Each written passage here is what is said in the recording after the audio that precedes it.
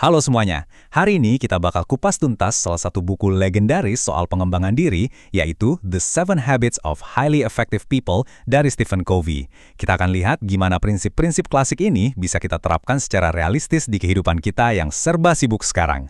Pernah nggak sih ngerasa gini? Seharian lari sana-sini, meeting, balesin email, ngerjain ini itu, tapi pas malam rasanya kok kayak nggak ada progres yang berarti ya? Kalau iya, tenang, Anda nggak sendirian. Nah, inilah masalah yang mau coba kita urai solusinya bareng-bareng. Analisis kita ini bukan dari sumber sembarangan ya. Ini dari buku yang sudah terjual lebih dari 30 juta kopi di seluruh dunia. Artinya prinsip-prinsip di dalamnya itu udah terbukti banget bisa mengubah hidup banyak orang. Oke, ini dia peta perjalanan kita hari ini. Kita mulai dari fondasinya, lalu lanjut ke gimana caranya jadi mandiri. Setelah itu, kita bahas kekuatan kerjasama, dan ditutup dengan cara merawat diri biar terus berkembang. Simple dan terstruktur kan? Oke, kita mulai dari bagian pertama. Jadi, dari mana sih efektivitas sejati itu datang? Menurut Covey, ini bukan soal kelihatan hebat dari luar, bukan soal teknik atau trik. Semuanya dimulai dari dalam. Dari karakter kita. Covey pakai metafora pohon yang keren banget. Gini, kebanyakan dari kita itu sibuk ngurusin daun, reputasi, citra, hal-hal yang kelihatan di permukaan.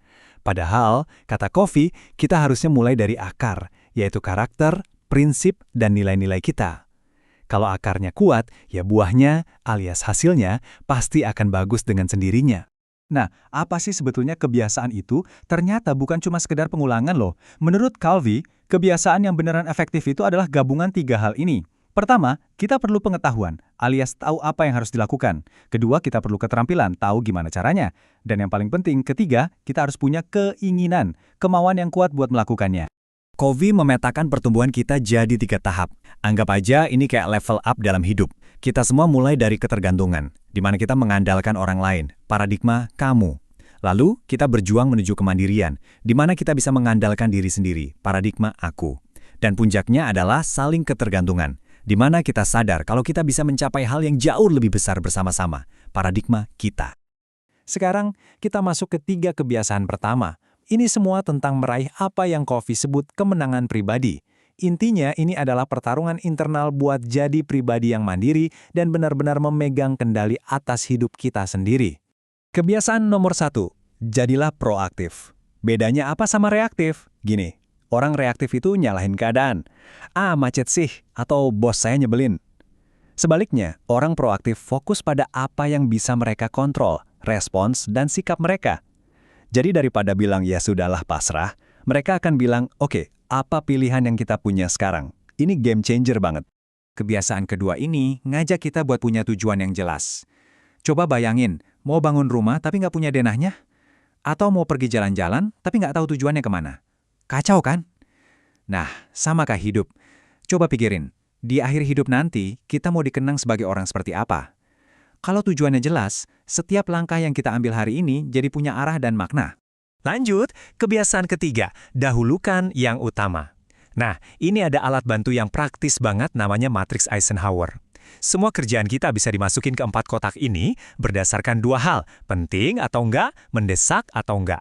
Jadi ada kuadran krisis, perencanaan, gangguan, sama pembuang waktu. Dan inilah kuncinya. Banyak dari kita itu hidupnya di kuadran 1, sibuk madamin kebakaran terus. Tapi, orang yang beneran efektif itu meluangkan banyak waktu mereka di kuadran 2. Mereka ngerjain hal-hal yang penting tapi nggak mendesak. Contohnya, perencanaan, olahraga, belajar hal baru, bangun hubungan. Disinilah letak produktivitas yang sesungguhnya. Oke, setelah kita berhasil menang atas diri sendiri, level selanjutnya adalah kemenangan publik. Ini bukan lagi tentang aku, tapi tentang kita. Ini soal gimana caranya kita bisa berkolaborasi dengan orang lain secara super efektif. Kebiasaan keempat ini adalah soal mengubah mindset. Dari yang tadinya supaya saya menang, kamu harus kalah, jadi gimana caranya kita bisa menang bareng? Ini bukan soal kompetisi tapi kolaborasi. Tujuannya bukan buat ngalahin lawan, tapi buat cari solusi terbaik yang menguntungkan semua pihak. Wah, ini sih kebiasaan yang powerful banget. Kebanyakan dari kita kan dengerin orang ngomong sambil mikirin mau jawab apa ya kan? Kita pengennya dimengerti. Nah, orang efektif itu membalik logikanya. Mereka berusaha keras untuk benar-benar paham sudut pandang orang lain dulu, baru setelah itu mereka menyampaikan maksud mereka. Kebiasaan keenam, sinergi. Ini adalah puncaknya. Ini terjadi ketika semua kebiasaan tadi digabungkan. Sinergi itu adalah kerjasama kreatif di mana hasil akhirnya itu jauh lebih besar daripada gabungan kontribusi masing-masing individu. Ini adalah keajaiban yang muncul dari kepercayaan dan kerjasama yang tinggi. Nah, ini dia intinya, sinergi. Ini bukan matematika biasa, di mana 1 tambah 1 sama dengan 2. Dalam sinergi, 1 tambah 1 bisa jadi 11, atau bahkan 100. Inilah yang terjadi ketika perbedaan dihargai, dan kekuatan unik setiap orang digabungkan untuk menciptakan sesuatu yang baru dan luar biasa. Akhirnya kita sampai di kebiasaan terakhir. Dan yang satu ini sebetulnya adalah kebiasaan yang bikin semua kebiasaan lainnya bisa terus berjalan. Ini adalah tentang pembaharuan diri yang keada hentinya. Kebiasaan ketujuh, asah gergaji, intinya adalah merawat aset kita yang paling berharga, diri kita sendiri.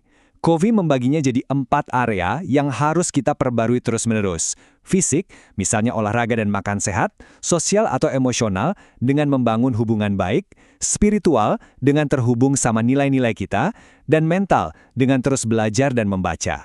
Dan proses ini bukan cuma lingkaran yang berulang, tapi sebuah spiral yang terus naik. Siklusnya simple. Kita belajar sesuatu yang baru, lalu kita berkomitmen untuk mencobanya, dan yang paling penting, kita melakukannya. Setiap kali kita menyelesaikan satu putaran ini, kita jadi versi diri kita yang lebih baik dan lebih efektif. Oke, jadi kalau dirangkum, ini dia poin-poin utamanya. Ingat, semua dimulai dari dalam, dari karakter. Lalu, kita harus berproses jadi pribadi yang mandiri. Kunci produktivitas ada di kuadran 2, fokus pada yang penting, bukan yang cuma mendesak. Saat bekerja dengan orang lain, selalu cari solusi menang-menang. Dan terakhir, jangan pernah lupa untuk mengasah gergaji, alias merawat diri sendiri. Sebagai penutup, saya mau kasih pertanyaan ini untuk Anda renungkan. Tahu semua teori ini bagus, tapi tindakanlah yang mengubah segalanya. Coba jujur sama diri sendiri. Dari 3 ini, belajar, berkomitmen, atau melakukan, mana yang paling jadi tantangan buat Anda sekarang? Temukan itu, dan pikirkan satu langkah kecil apa yang bisa Anda ambil hari ini untuk memulai spiral pertumbuhan Anda.